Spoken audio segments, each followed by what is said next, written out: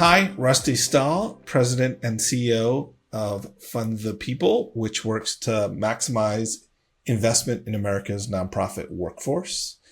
I am also host of our podcast, Fund the People, a podcast with Rusty Stahl. So feel free to subscribe.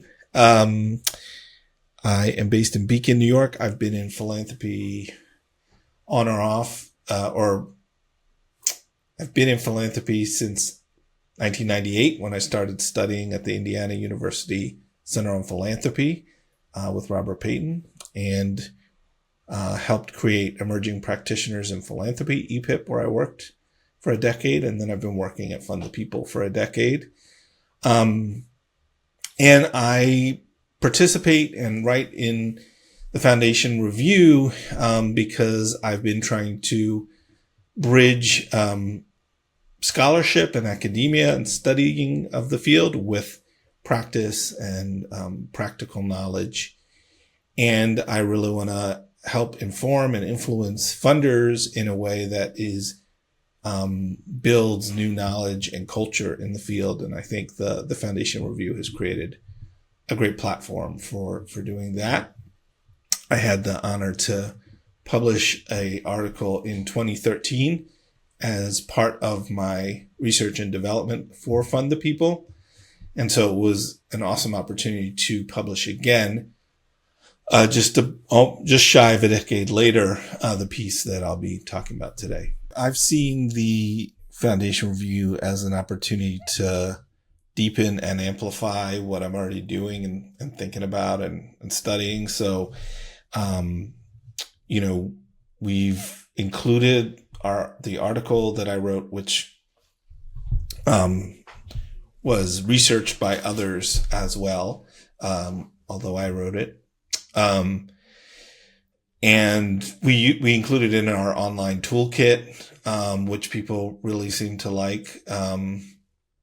And we've also summarized the essay in 2 short episodes on our podcast. So try to take what was there and sort of continue to keep it alive in different ways, and include it in a practical set of tools that help people take action. So I think so that's one thing I wanted to say about how we've been able to use the piece. And even though my article talks about evaluation data, we've really been trying to build a new way for funders to think about how they make change and to extend backwards from where they often start. So,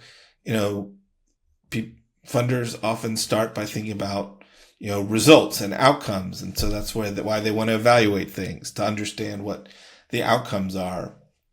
And there's so much focus on results-based this and outcomes that and the indicators of success.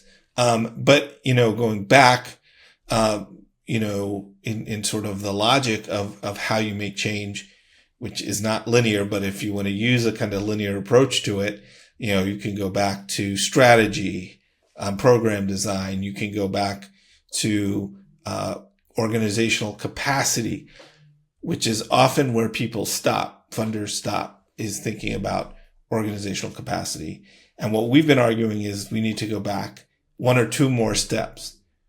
What creates and sustains capacity or strategy is people, which is what we've been talking about on this call, that all of our institutions and systems are made up of people who build and sustain them and compose them. And so, and then how do we get people in the door and to stay and to leave well?